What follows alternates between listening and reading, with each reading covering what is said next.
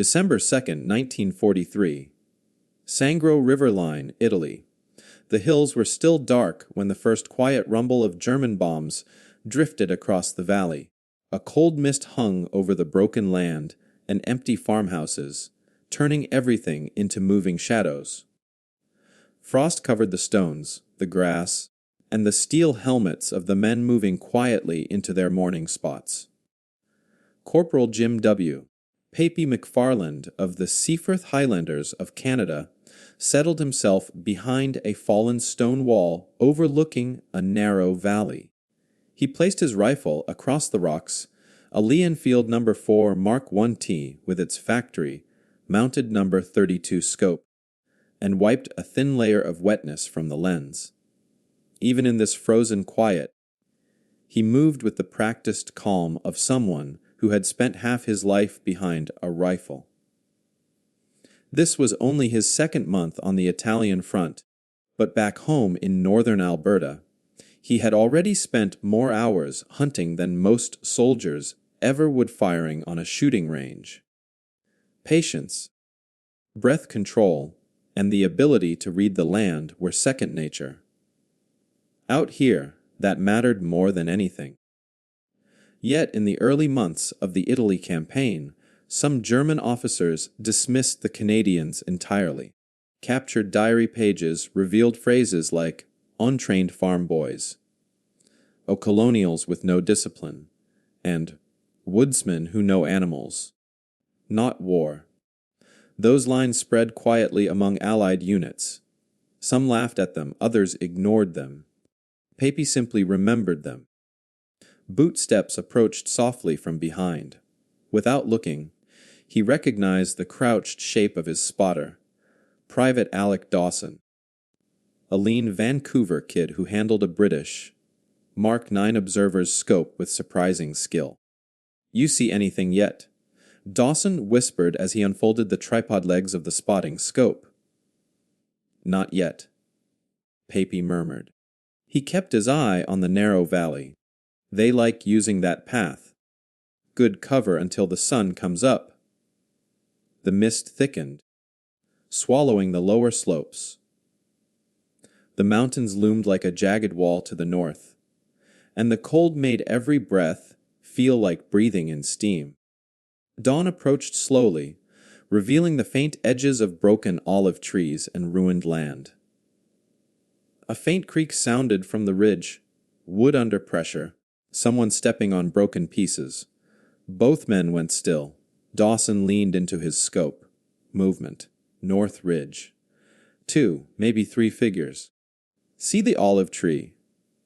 200 yards left of it." Papy moved the No. 32 crosshairs across the land, scanning the shapes coming out of the mist. The scope was known to be tricky. Narrow view, no distance markings. But when it was clear, it was precise. He found them. 3 German soldiers, likely a patrol from the 65th Infantry Division, moving in a loose line. One carried a field telephone reel, another an MG-34 ammunition can. A forward observation team. If they got a line installed, Canadian positions along the terrace could face bomb fire within the hour. "They're setting wire," Dawson whispered. "If they get through." "They won't," Papy said quietly. He settled deeper behind the rifle, cheek against the stock, breath controlled. The lead German stopped, scanning the ground ahead. The No. 32 crosshairs rested over the man's upper chest. Papy adjusted for the faint crosswind drifting through the valley. He breathed out. The rifle cracked. The German dropped instantly. The other 2 scattered, one behind a boulder, the other diving toward the valley. "Left one's behind the rock," Dawson muttered. "Watch the barrel." "He's moving." Papy did not rush. He waited for the small movement. The slight shift of a helmet edge. Then the second shot cracked. A limp hand slid into view beside the boulder. The 3rd soldier was hidden somewhere in the valley's folds. He was smart, staying low, using the land. "Hell try for the terrace wall," Dawson whispered. "Path curves left. He'll have to climb." Papy already knew that. The two of them had studied the land for days. Every rise, every stone, every shadow. Minutes passed. The mist thinned. The valley brightened. Then Dawson hissed. "They're climbing. 500 yards, moving left." Papy raised the crosshairs, adjusted for the slope and wind, and waited for the man to clear the stones. He squeezed the trigger. The German jerked backward and fell, sliding down the terrace in a slow, silent roll. No cry, just the sound of gear hitting frozen earth. Dawson let out a slow breath. 3 rounds, 3 down. So much for farm boys. Papy didn't answer. He wiped the scope, then went back to scanning the land. Feeling good had no place here. A sniper needed clarity, not pride. 2 soldiers crawled up behind them carrying sandbags. "Sergeant says nice work." One muttered. "Those guys were laying lines straight toward the barn. We'd have had shells dropping on us by noon." Papy nodded once. The valley slowly showed itself as the sun rose, land torn apart by bombs, mule paths carved into the mud, olive groves stripped and blackened. It was nothing like Alberta. Yet something about the quiet felt familiar. The stillness before movement. The way sound traveled. The way shadows told more than light. Dawson stretched his shoulders. "Ever think about this?" he murmured. A guy from Alberta deciding what happens to a patrol halfway across the world. Papy didn't look up from the scope. "Back home," he said softly, "you learn to make the first shot count. Animal or man, it doesn't matter. You shoot clean or someone suffers." Dawson gave a thin smile. "You make it sound simple." "It isn't simple," Papy replied. "But it's the work." The distant sound of rifle fire crackled from the east. Other groups beginning their morning fights. More Canadians moved into position behind them, stacking sandbags, setting up machine guns, preparing for the expected German probing attacks. But Papy focused only on the valley, on the ridgeline, on the paths the Germans were most likely to use next. The Sangro was becoming familiar. Predictable, a sniper's landscape. And somewhere in those hills, a German officer might still believe the Canadians were untrained farm boys. Papy wondered how long that belief could survive. December 14, 1943, approaches to Ortona, Italy. Rain had been falling for 3 days in a row, turning every mule track into a river of mud and broken brick. The town of Ortona, once a quiet coastal village, now stood like a broken fortress on the Adriatic Sea. Smoke curled from collapsed rooftops. Entire streets were blocked by rubble. The German paratroopers defending the town had earned a reputation stubborn, determined, and unforgiving in close quarters combat. But the areas around Ortona weren't defined by house fighting alone. They were shaped by fields, valleys, farmhouses, and ridges that stretched inland. Perfect land for snipers. Corporal Jim Papy McFarland and his spotter, Private Dawson, crawled along a shallow drainage ditch that cut across an empty vineyard. The vines were bare, twisted skeletons reaching up through the gray light. Rain pattered on their helmets, dripping down the barrels of their rifles. Command says, paratroopers have been testing the sides.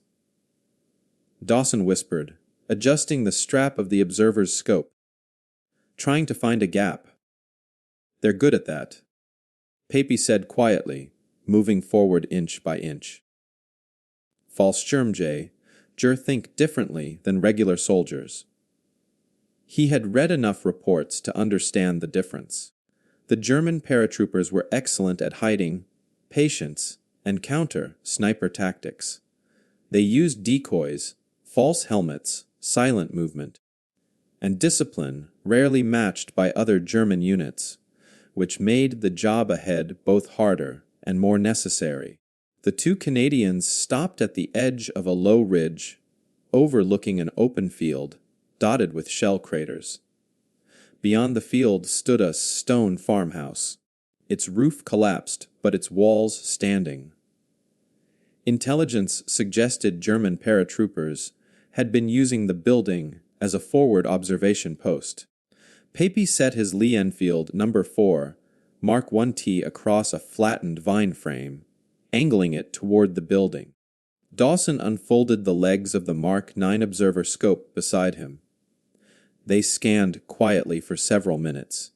Nothing moved, no figures, no moving shadows. Then Dawson whispered, "Window, left side." Something just changed. Papy adjusted the No. 32 scope and looked through the misted lens. The farmhouse window was open. Inside, darkness, but the darkness wasn't even. A faint edge, curved, unnatural, broke the balance. Helmet, Papy thought.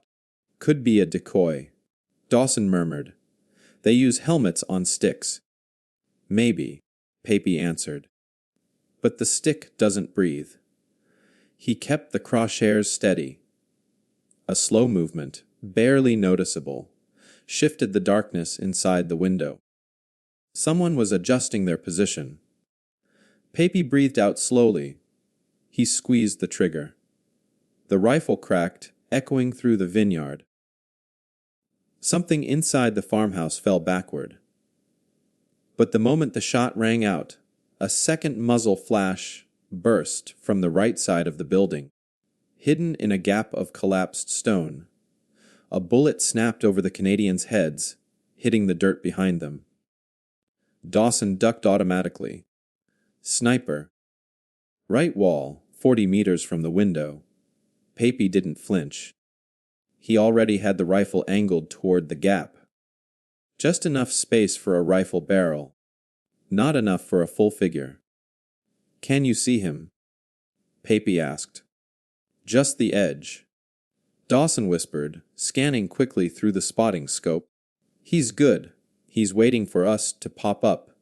German Fallschirmjäger snipers liked the ZF-39 scope. Excellent glass, but narrow. They often relied on discipline, firing only when the target guaranteed a kill. Papy shifted slightly, using a broken vine post to hide his movement. Rain continued pattering. Mud stuck to his elbows. Dawson whispered urgently, "Hayes moving position, right side again. He's trying to draw you in." Papy didn't respond. He breathed slow and controlled, letting the world narrow to the small dark gap in the farmhouse wall. Then he saw it. A faint reflection. Not much.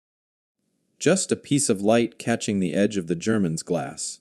He fired. The shot punched into the stones. A cut-off sound echoed from inside. The grunt of someone who hadn't expected to lose a fight. Dawson breathed out in disbelief. "You saw that?" "A glint," Papy said. "Lens flare, only for a second." He worked the bolt slowly. His hand stayed steady. Another German soldier ran out from behind the farmhouse, carrying something across his chest. Dawson tracked him immediately. He's running for the trench line, distance about 400. Papy's crosshairs swung naturally with the motion, tracking ahead of the German's path. Rain blurred the edges of what he could see. The mud made holding the rifle steady harder, but Papy adjusted the same way he'd done for moving elk back home. He fired. The German stumbled mid-step and tumbled into the mud, sliding several feet before stopping. Silence followed, broken only by the hiss of rain on stone. Dawson looked at Papy, voice low. "Fallschirmjäger. You know what they say? They don't break, not easily." Papy nodded. "They're soldiers. Good ones." "Not good enough today," Dawson said, But Papy didn't share in the satisfaction. He kept watching the land, watching the angles. The farmhouse stayed still. The field stayed empty. Stone walls glistened with rain. Slowly, the quiet returned.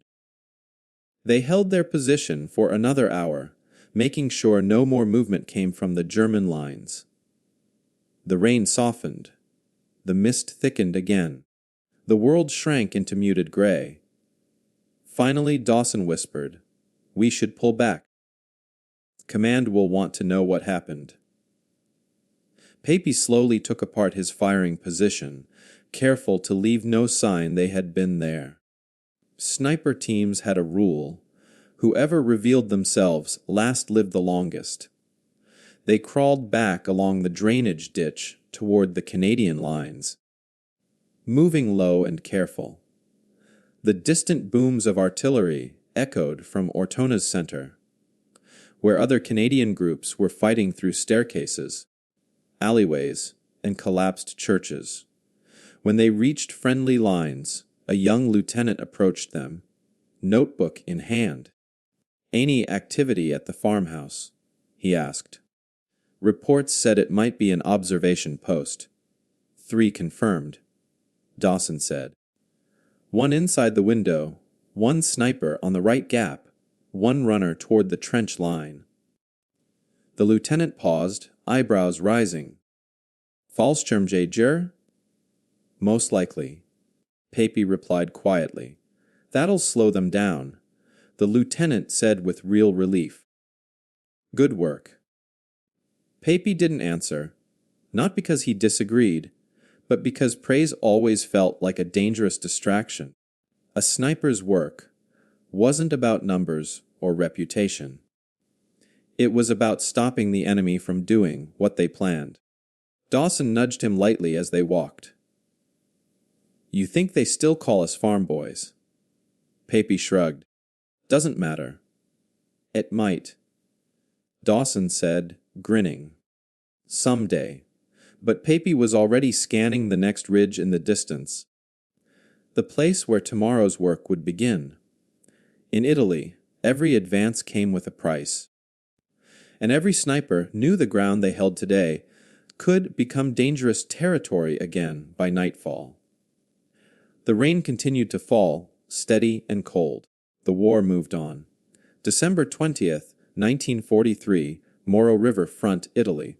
The rain had finally stopped, but the cold left the landscape stiff and silent. Overnight, a thin layer of frost formed across the broken orchards and ditches along the Moro River. The Seaforth Highlanders dug in along a series of shallow ridges overlooking the valley, each ridge scarred by bombs and filled with shell craters. Smoke from burning farmhouses drifted in thin ghostly trails. Corporal Jim Papy McFarland stood at the edge of a collapsed water channel, studying the land with quiet focus. His Lee Enfield No. 4 Mark 1T was strapped across his back, protected from the frost under a canvas wrap. His spotter, Private Dawson, set up the Mark 9 observer's scope on a tripod wedged into frozen earth. "You hear about the attack last night?" Dawson whispered, adjusting the angle of the scope. 2 groups from the Cape Breton Highlanders got hit near the river crossing. Germans pushed hard. "I heard," Papy replied. "They'll test our side next." He didn't say it with fear, just the matter of fact tone of someone who had learned to read the rhythm of the front. The Moro line was changing. The Germans attacked in short, sharp bursts to stop the Allied advance toward Ortona. Forward observers, machine gun nests, and counter-sniper teams had been popping up almost daily.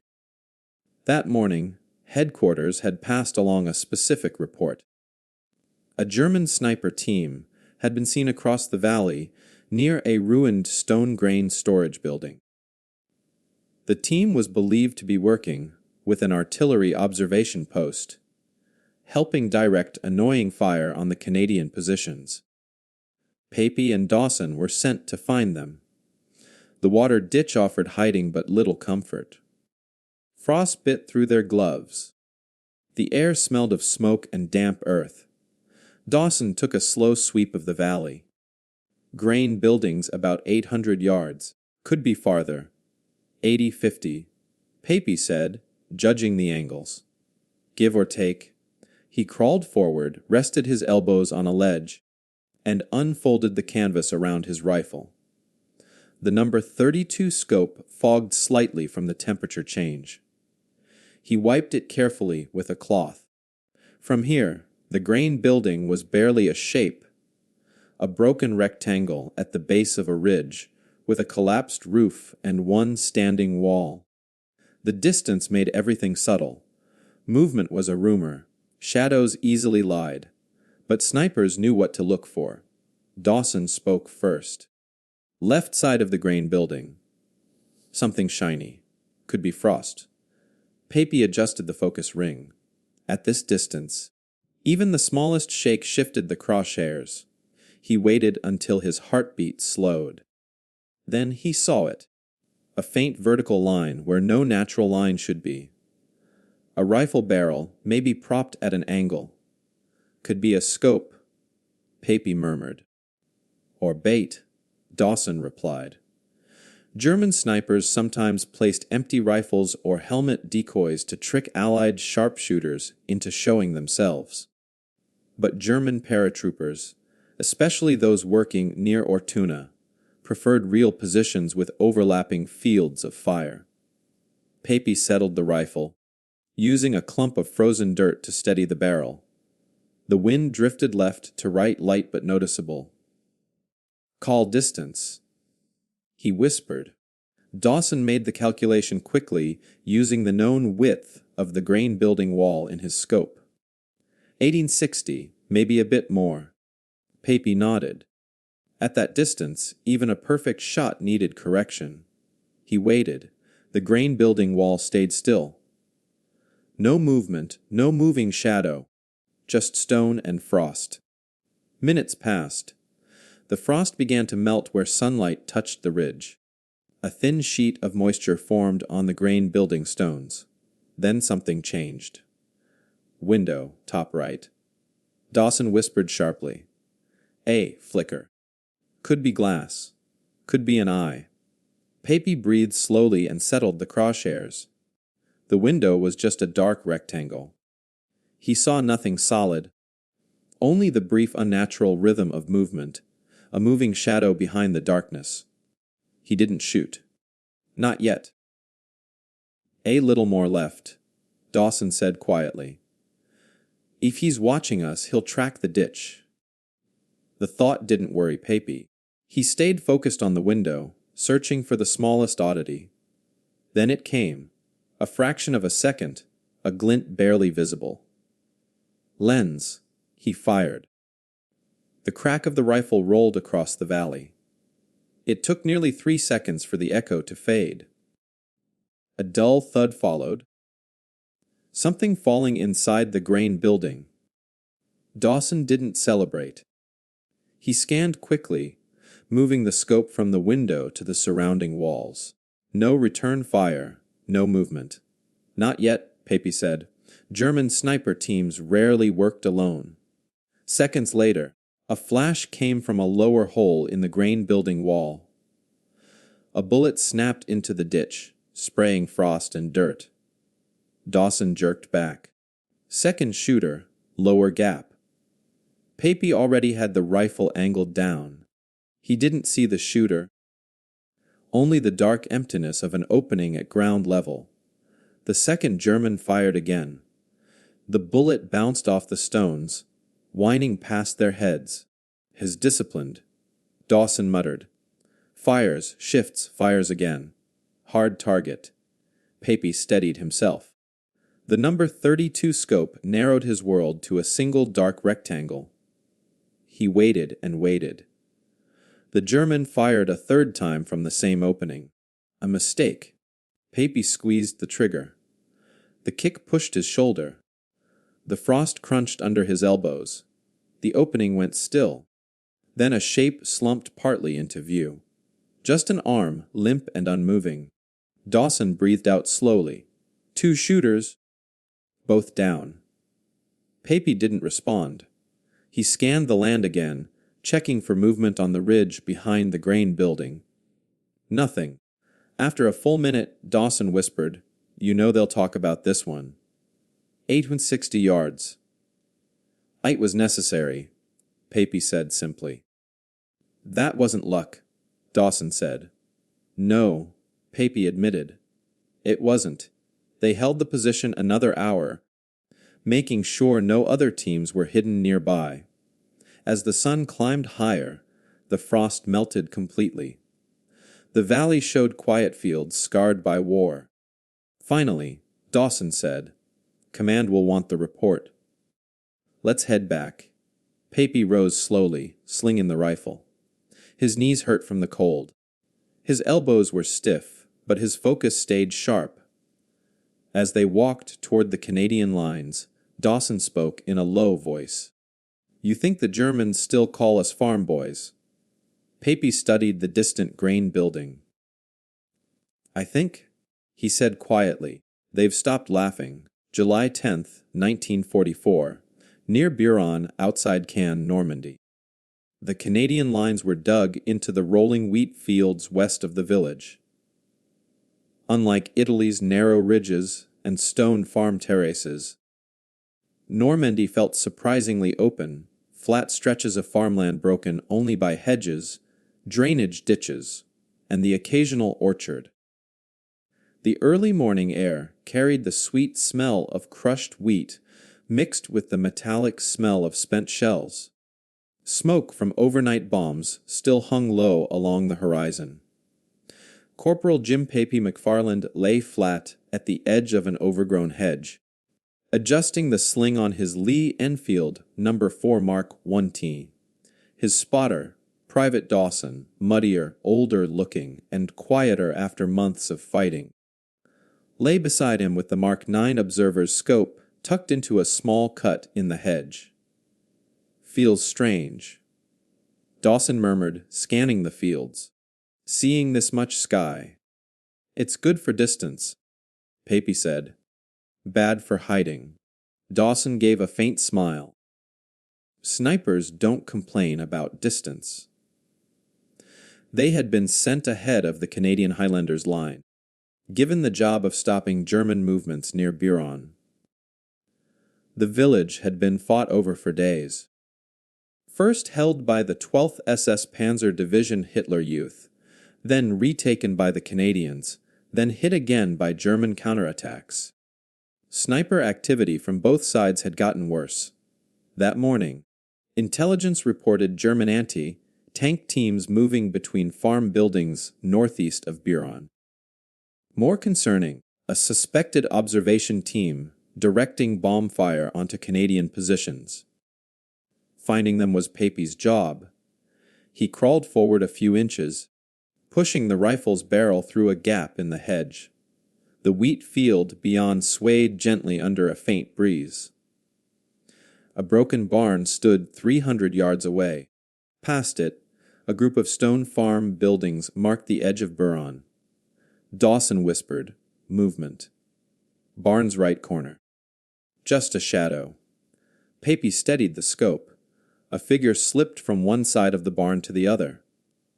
Quick, purposeful, partly crouched.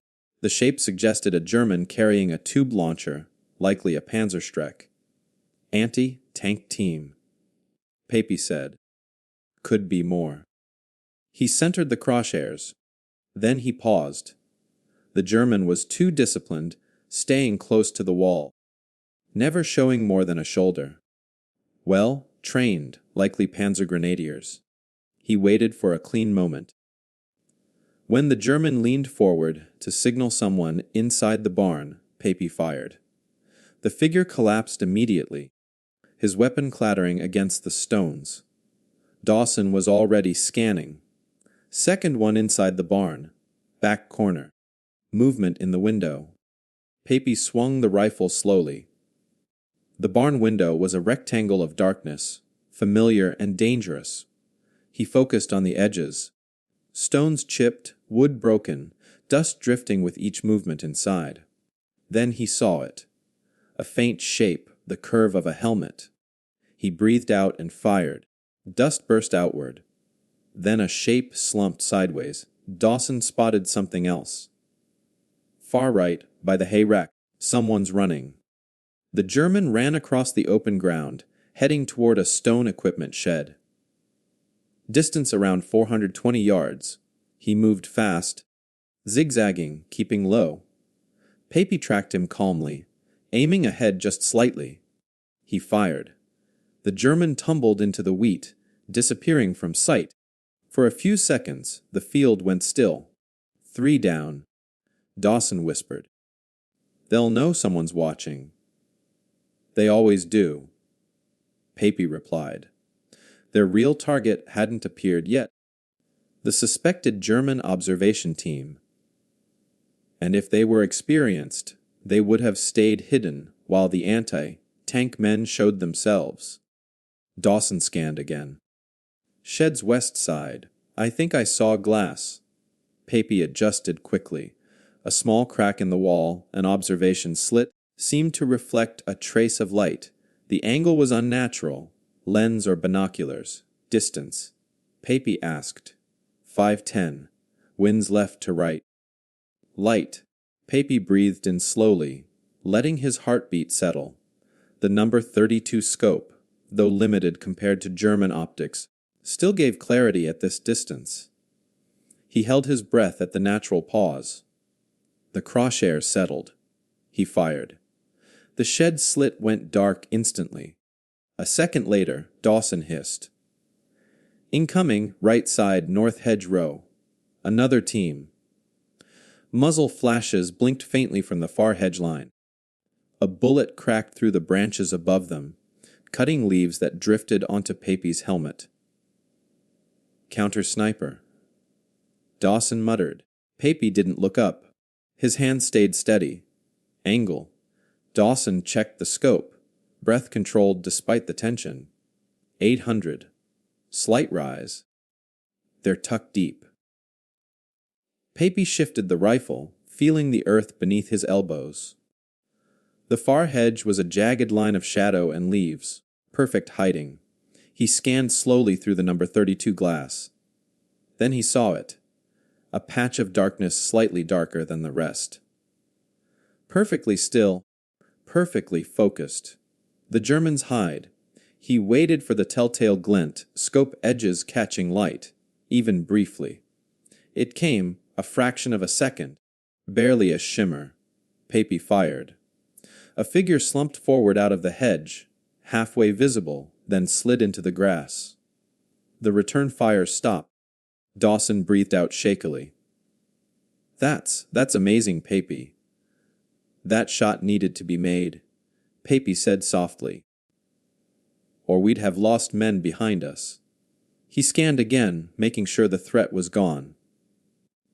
For 12 long minutes, nothing moved. The wheat hissed quietly in the breeze. The distant rumble of tanks echoed from the direction of Authie. Then Dawson spoke. I don't think they're calling us farm boys anymore. Papy didn't answer right away. He kept watching the ridge, the hedgerows, the broken farms. Finally, he said, they're adjusting. That means we have to, too. The morning air thickened with heat. The wheat shifted like a golden sea. Somewhere behind them, officers were already planning afternoon movements. But Papy stayed focused on the distance, on the next likely path, on the next shadow that might move against the grain. Normandy was different from Italy. Open, tricky, deadly in a new way. But the basics stayed the same. Find the threat. Stay unseen. Work quietly. Do what stops the enemy from doing worse. For now, the fields ahead were still. But Papy knew stillness was only the space between problems. October 28, 1944. South Beveland, Scheldt Estuary, Netherlands. Cold winds swept across the flat Dutch fields, carrying with them the salty smell of seawater from the flooded areas. Unlike the broken villages of Italy or the golden fields of Normandy, the landscape here was harsh in a different way, wide, wet, and unforgiving. Canals cut across the land like scars. Mud grabbed at boots. Fog rolled in low bands, sometimes thick enough to hide an entire company. Corporal Jim Papy McFarland lowered himself onto a dike. The earth beneath him slick with water. His Lee Enfield No. 4 Mark 1T rested on top of his pack.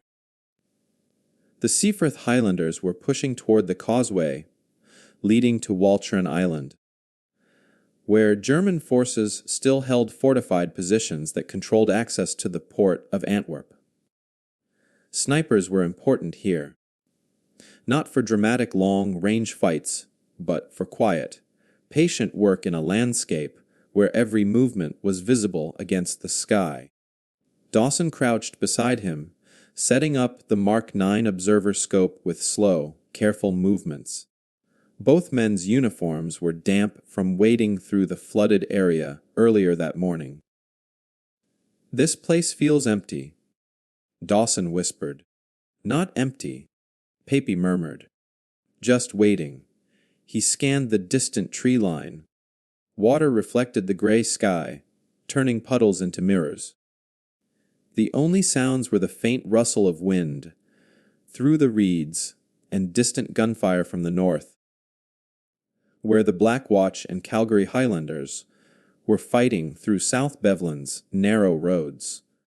Canadian patrols had reported German sharpshooters working from a group of farm ruins near a canal bridge, a natural choke point for anyone approaching the causeway.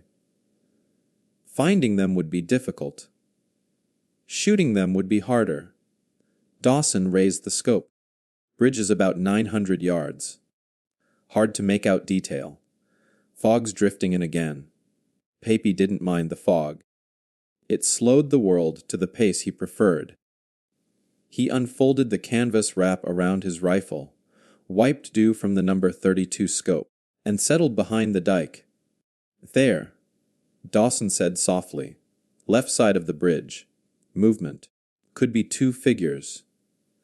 Papy found the outline quickly. A broken farmhouse half underwater. What had once been a brick wall now stood at an angle, barely standing. Something shifted behind it, but only enough to break the rhythm of stillness. "Sniper hide," Papy said. "Distance 900. "Confirmed," Dawson said. "1 steady." Papy adjusted the scope. At that distance, even a small miscalculation could send a shot into the water. But the basics stayed the same. He waited. The figure moved again, a rifle barrel easing forward, angled down the bridge, waiting for Canadians who might be scouting the area. Papy breathed out. He fired. The shot cracked through the cold air, echoing across the water. A second later, the figure behind the wall collapsed sideways, disappearing from view. But even before the echo faded, a muzzle flash flickered from the right side of the ruins. A bullet snapped across the dike, kicking dirt into Dawson's sleeve. "Second sniper," Dawson said, voice tight but steady. Papy didn't duck. Instead, he shifted, using the slope of the dike to hide his movement. "What angle?" he asked. "Low opening, ground level. He's firing from a stable spot." "Smart." Papy eased the crosshairs toward the right side of the ruin. The opening was barely visible. A dark slit half underwater. The German fired again. Mud burst near their boots. Papy stayed still. Dawson whispered, "He's adjusting based on your muzzle flash. He knows roughly where we are. Then we stay ahead of him." Papy steadied his breathing. The opening was small, uneven. The shot would require near perfect aim. He waited for the faintest clue. It came. A shimmer of glass made unclear by moisture. Lens. Papy fired. The kick pushed his shoulder. The opening went still. Dawson checked the sight line. No movement. I think that was clean. Papy didn't answer. He was already shifting the scope, scanning the surrounding reeds. A new movement caught Dawson's eye. Near the hay bales, someone's pulling back. Papy found the figure, a German officer, judging by the peaked cap shape, scrambling toward a drainage ditch with a map case over his shoulder. Distance about 600 yards. He wasn't a sniper. He wasn't armed. But he was an observer, likely helping direct artillery on the Canadian approach. Papy's crosshairs hovered over him. Dawson whispered, "Your call." Papy breathed out slowly. Back home in Alberta, he had learned the difference between what was needed and what was cruel. A sniper's duty wasn't revenge. It was prevention. He fired. The officer fell into the reeds, the map case slipping into the water. The fields returned to silence. For several minutes, neither man spoke. The wind hummed through the grass. A seagull circled overhead, crying once before drifting toward the coast. Finally, Dawson said, "You think the Germans still call us farm boys?" Papy didn't answer at first. He removed the magazine, checked the chamber, and set the rifle gently across his knees. He looked across the flat, flooded land, quiet, bleak, heavy with history not yet written. Then he said softly, "Maybe they do. But not the ones who were here today." Dawson nodded, understanding without more words. As they prepared to pull back toward the Canadian lines, footsteps approached along the dike. A young lieutenant from their group, soaked to the knees, saluted quickly. "Corporal McFarland," he said, breathless. "Command just got word from the East Lancashire lads. They were pinned by a sniper team at that bridge." "Not anymore. Whatever you two did up here just opened the way." Papy gave a small nod. The lieutenant stayed. "Our officers. They say what you've done since Italy. Sangro, Moro, Ortona, Buron, here in the Scheldt. Well, it's changed how people talk about our snipers." He hesitated, searching for the right words. "No one's laughing at Canadians anymore," he said quietly. The wind tugged at their sleeves. Fog settled again across the fields. Somewhere in the distance, artillery thundered as the push toward Walcheren continued. Papy adjusted the sling on his rifle. "We should move," he said. "Light changes soon." They walked along the dike, their boots soaking in the cold flood water, their shapes merging with the mist. Behind them, the fields lay still again, but not empty. Every shot, every fight, every quiet decision had become part of the landscape. And for the first time since the war began, Papy allowed himself one small thought. The Germans may have started with mockery, but accuracy had ended the conversation. If this incredible story of skill, dedication, and quiet heroism touched your heart, please hit the like button and share this video.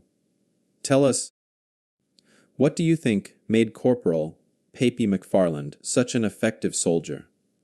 Was it his hunting experience, his patience, or something else? Let me know in the comments below. Don't forget to subscribe for more incredible true stories from World War II and beyond.